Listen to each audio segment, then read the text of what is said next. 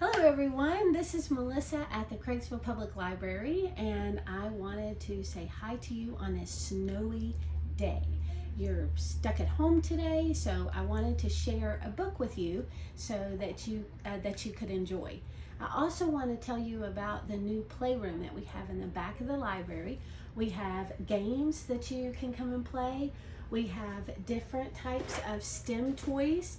We have lots of magnet toys that you can play with, and we have new blocks. We have all kinds of things that you can come and play here and just enjoy your time. We also have a Lego table out front, so we'd love to have you come. Even if you're not reading, you can come and find something to do, okay? So the book I want to share with you today is two of my favorite characters, Mr. Putter and Tabby. And this is Mr. Putter and Tabby Write a Book. An idea. In the winter, a big snow always came to Mr. Putter's house. Mr. Putter and his fine cat Tabby liked big snows, but they couldn't go out in them. They were too old. Mr. Putter might slip and break something. Tabby might catch a bad cold. They didn't mind staying in though, because Mr. Putter's house was so cozy. It had nice soft chairs, it had velvet pillows, it had a fireplace. Staying in was all right when everything was so soft and velvety and warm. One day, when Mr. Putter and Tabby were inside for a big snow, Mr. Putter got an idea. His idea was to write a book. He had everything a writer needed: a soft chair, a warm fire, and a good cat. And he had a pen and plenty of paper. "I have always wanted to write a mystery novel," Mr. Putter said to Tabby. So he brought out lots of paper, lit the fire, plumped his chair, and got ready to begin. First, he had to think of a title.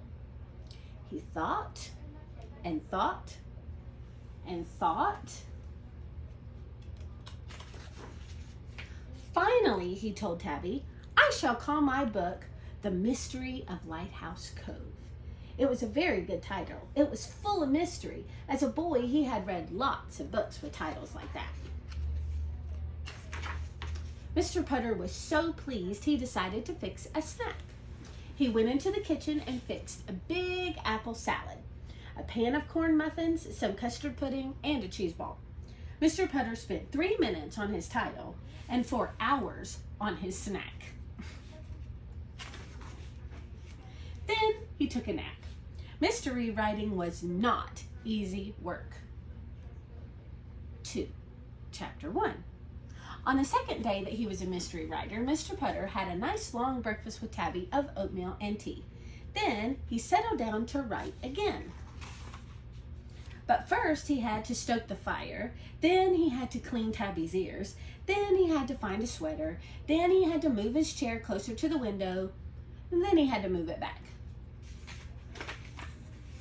Then he settled down again. He was ready to write. Mr. Putter looked at the walls and he thought. He thought and thought and thought. Finally, he wrote Chapter 1. He began to think some more. As he was thinking, he looked out the window. A rabbit was in the yard. "Such a nice rabbit," Mr. Putter said to Tabby. The rabbit made him think of Easter, and Easter made him think of boiled eggs. He decided to fix a snack. He went into the kitchen and fixed 20 boiled eggs and a vegetable stew. Mr. Putter spent 1 minute on Chapter 1 and 3 hours on eggs and stew. Then he took a bath. Then he took a nap. Mystery writing wore him out. 3. Good things. The third day that he was a mystery writer, Mr. Putter woke up ready to write again. He liked being a writer ready to write. First, he and Tabby had cinnamon toast and tea. Then, Mr. Putter petted Tabby and began to think. He looked out his window thinking. He looked at his fire thinking. He looked at Tabby thinking. Mr. Putter thought how blue the sky was. He thought how warm the fire felt. He thought how nice it was to be with Tabby. He thought about so many good things that he began to write them down. Good things. Yellow cats, old sweaters, cinnamon toast, long baths, good dogs, rain. He wrote and wrote and wrote. Mr. Putter wrote all day long. When he finally stopped writing, the big snow had melted.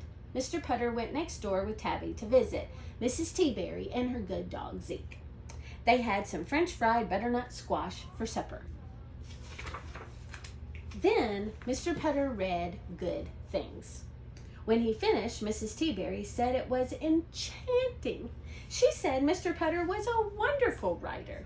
She said she could listen forever. I wanted to write The Mystery of Lighthouse Cove, Mr. Putter said sadly, but I wrote Good Things instead, and I ate too much and took too many naps. Mrs. Teaberry told him not to worry. She said the world is full of mystery writers, but writers of good things are few and far between. Mr. Putter did not feel so sad then. He did not feel sad at all. In fact, he was thrilled. Every good writer loves a good review. To celebrate good reviews and good neighbors, Mr. Putter took Mrs. Teaberry and Tabby and Zeke out for vanilla malts.